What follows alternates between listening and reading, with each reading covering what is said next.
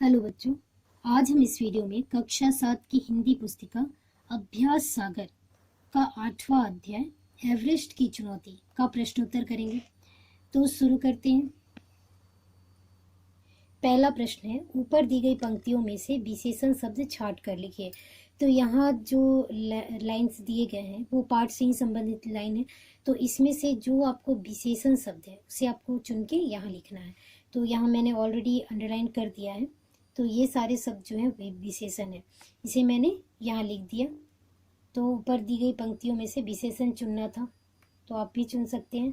अगला प्रश्न पे आते हैं। अगला प्रश्न है, अब यह बताइए कि ये विशेषण शब्द किनकी विशेषता बता रहे हैं। उन शब्दों की विशेषता के क्रम के अनुसार लिखिए।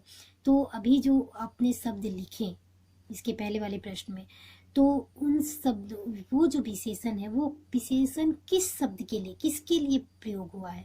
तो जैसे सख्त, तीखी, तो ये सब क्या है, चट्टानों के लिए, चट्टान सख्त थी, है ना।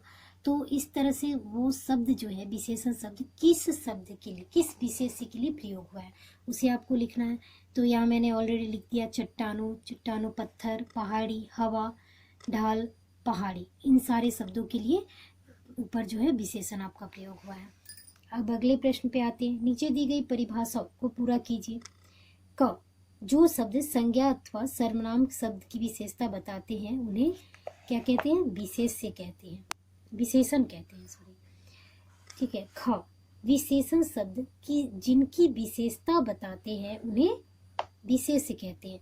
विशेषता तो आपको समझ में, विशेषण समझ में आ गई कि किसी भी शब्द के बारे में या किसी भी चीज़ के बारे में जब कुछ विशेष चीज़ बताई जाती है तो वो विशेषता हो गया। जैसे फूल, सुंदर फूल, अच्छी लड़की, तो ये अच्छी, सुंदर, ये सब क्या है, विशेषण। और किसके बारे में, ये अच्छी लड़की, तो ये विशेषता जो है अच्छी किसके लिए है, लड़की के लिए, तो लड़की क्या हो गया, विशेष्य। तो ये आपको समझना पड़ेगा। अब अगले प्रश्न पे आते हैं। नीचे दिए गए शब्दों में से विशेषण और विशेष्य शब्द अलग अलग करके लिखिए। तो यहाँ आप देख सकते हैं, यहाँ जो शब्द दिए हैं उसमें विशेषण कौन है और विशेष्य कौन सा है उसे लिखना है। सर्वोच्च, पर्वत शिखर, तो सर्वोच्च क्या है, विशेषण, और किसके बारे में ये विशेषता है, तो पर्वत शिखर। 12 शेरपा, तो शेरपा विशेष्य हुआ, 12 जो है वो विशेषण। काली चट्टाने, तो काली विशेषण, चट्टाने जो है विशेष्य। छोटा सा प्लेटफॉर्म, छोटा सा हो गया आपको विशेषण, और प्लेटफॉर्म जो है वो विशेष्य हो गया। तिरंगा झंडा, तो तिरंगा जो है विशेषण हो गया और झंडा जो है विशेष्य हो गया। अब आते हैं नेक्स्ट क्वेश्चन पे। तो अगला प्रश्न है, नीचे दिए गए वाक्यों में से उचित विशेषण शब्द भरते हुए उन्हें पूरा कीजिए। तो यहाँ फिल इन द ब्लैंक्स दिया गया है, तो इसमें आपको विशेषण शब्द भरना है। तो जैसे सुरेखा डैश लड़की है, तो आप अच्छी लड़की या सुंदर लड़की कुछ भी लिख सकते हैं।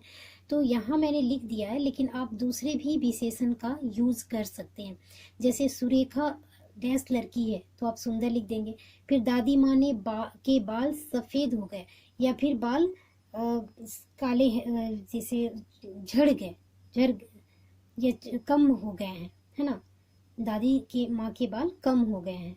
यह लड़का राम का मित्र है, या फिर वह लड़का राम का मित्र है, इस तरह से आप लिख सकते हैं। 7वीं कक्षा के बच्चे शांत बैठे, या 5वीं, या फिर छोटे क्लास के बच्चे, ये भी कक्षा के बच्चे, ये भी लिख सकते हैं। भैया जरा डैश दूध देना, तो मैंने यहाँ 1 लीटर लिखा है। आप दूसरा भी यूज़ कर सकते हैं, जैसे 5 लीटर देना, या फिर हाफ लीटर देना, इस तरह से आप यूज़ कर सकते हैं। तो आपको विशेषण शब्द का प्रयोग करना है। अब अगले प्रश्न पे आते हैं। नीचे दिए गए संज्ञा शब्दों के लिए उचित विशेषण शब्दों का प्रयोग कीजिए। तो यहाँ संज्ञा शब्द दिए हैं और उसकी विशेषता बताने वाले शब्द को लिखना है। तो यहाँ विशेषण लिख देंगे। तो यहाँ मैंने ऑलरेडी लिख दिया है, आप देख सकते हैं। अब अगले प्रश्न पे आते हैं। नीचे लिखे निश्चित संख्यावाचक विशेषण के लिए उचित विशेष्य लिखिए। तो आपको निश्चित मतलब फिक्स जो होता है उसके लिए आपको विशेषण के लिए विशेष्य शब्द लिखना है, यानी यहाँ विशेषता लिखा हुआ है, आपको विशेष्य लिखना है। तो यहाँ विशेषण है और मैंने यहाँ विशेष्य शब्द लिखा है। तो आप इसके अलावा अपने से भी, जैसे 50 रुपया जैसे 50 पैसे भी आप लिख सकते हैं, ठीक है। 10 आम तो आप लिख सकते हैं 10 पेन, 10 कलम, इस तरह से कुछ भी लिख सकते हैं। अब अगले प्रश्न पे आते हैं। नीचे दिए गए अनिश्चित संख्यावाचक विशेषण के लिए उचित विशेष्य लिखिए। तो यहाँ भी आपको अनिश्चित संख्यावाचक लिखा है, अब इसमें आपको उचित विशेषण लिखना है। जैसे कुछ लोग या कुछ बच्चे आप लिख सकते हैं। अनेक बात तो आप अनेक लोग लिख सकते हैं। तो इस तरह से आप खुद से भी लिख सकते हैं, यहाँ मैंने लिख दिया है, तो इस तरह से आप प्रयोग कर सकते हैं दूसरे शब्दों का भी। अब आते हैं हम अगले प्रश्न पे। नीचे दिए गए निश्चित परिणाम वाचक विशेषण के लिए उचित विशेष्य लगाइए। अब देखिए आपको, अब यहाँ निश्चित परिणामवाचक विशेषण लिखा हुआ है, निश्चित परिणाम मतलब निश्चित मात्रा वाले, ठीक है। उसके लिए आपको विशेष्य शब्द का प्रयोग करना है। तो 2 सेर, मैंने यहाँ घी लिखा है, ये 2 सेर कुछ भी आप लिख सकते हो, 2 सेर चावल, या फिर 2 सेर आपको कुछ भी तेल भी लिख सकते हो। 4 मीटर कपड़ा, 4 मीटर आप रस्सी, ये भी लिख सकते हैं। तो इस तरह से आप प्रयोग कर सकते हैं अलग शब्दों का भी। आते हैं अगले प्रश्न पे। तो अगला प्रश्न है, नीचे दिए गए अनिश्चित परिणामवाचक विशेषण के लिए उचित विशेष्य लिखना है। तो अनिश्चित परिणाम मतलब जिसका फिक्स मेजरमेंट नहीं है, जैसे अनिश्चित जिसका माप निश्चित नहीं है, जैसे थोड़ा, कुछ, ज़्यादा, तो ये सब निश्चित तो नहीं है। थोड़ा में बहुत भी आ सकता है, माने कोई लिमिटेड मात्रा नहीं है। तो जैसे थोड़ा दूध या फिर थोड़ा पानी, थोड़ा कुछ भी लिख सकते हैं आप। सारी मिठाई तो सारी दुनिया, ये भी लिख सकते हैं। तो इस तरह से अलग अलग शब्दों का भी अलग अलग विशेष्य शब्द का प्रयोग कर सकते हैं। अब आते हैं हम अगले प्रश्न पे। नीचे दिए गए वाक्यों में से विशेषण शब्द छांट कर लिखिए और उनके भेद भी लिखिए। तो यहाँ आपको इस वाक्य में से विशेषण शब्द चुनना है। तो जैसे मैंने यहाँ पे विशेषण चुना है, जैसे भोली भाली, 3, मेरा, ठीक है, फिर कटीली, फिर थोड़ा सा, कुछ, फिर 3 किलो, ये सारे विशेषण शब्द हो गए।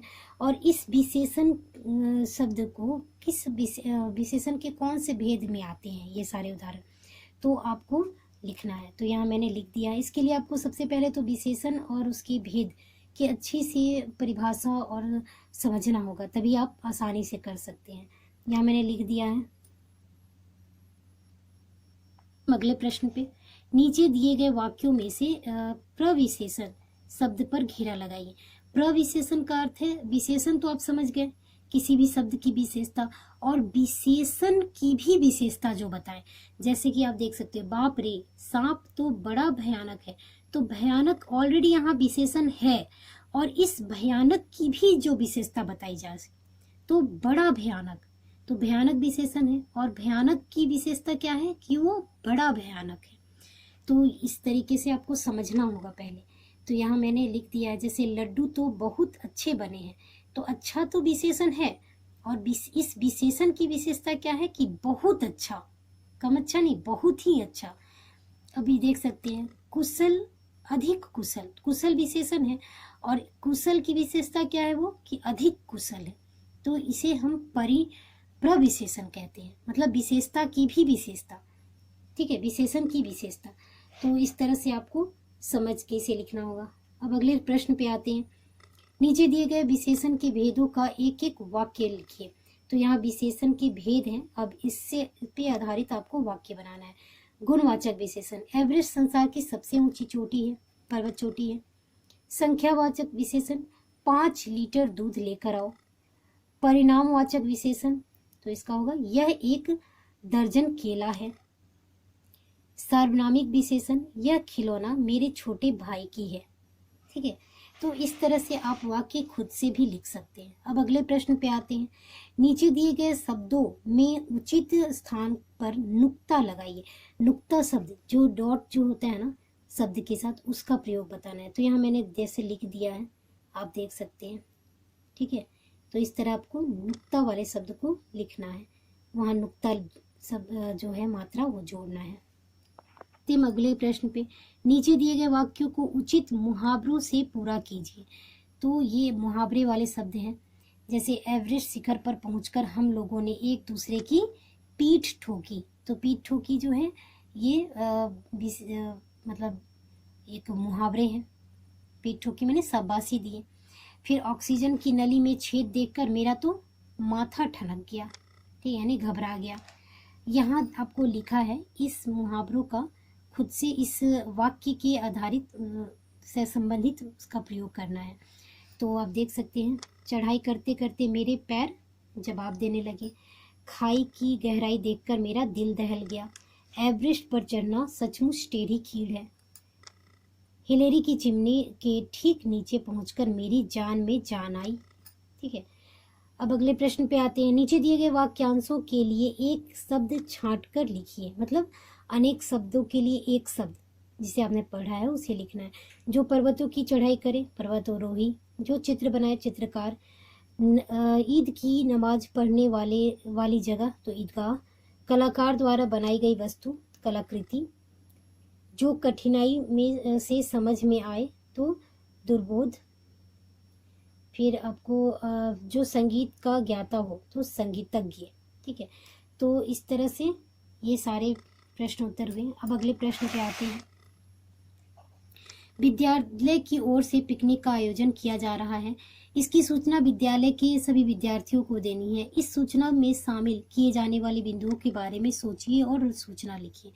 तो यहाँ आपको सूचना जो लिखना है तो सूचना राइटिंग करना है। तो यहाँ पे पहले इस विद्यालय का नाम, विषय, फिर सभी विद्यार्थियों को सूचित किया जाता है। तो जो भी आपका आयोजन है पिकनिक का उसके बारे में सारी बातें आपको लिखनी होगी। तो इस तरह से इस पार्ट सारा प्रश्न उत्तर यहीं समाप्त होता है। अगर आपको ये वीडियो अच्छा लगा तो लाइक करें, शेयर करें और मेरे चैनल को सब्सक्राइब करना बिल्कुल ना भूलें। धन्यवाद।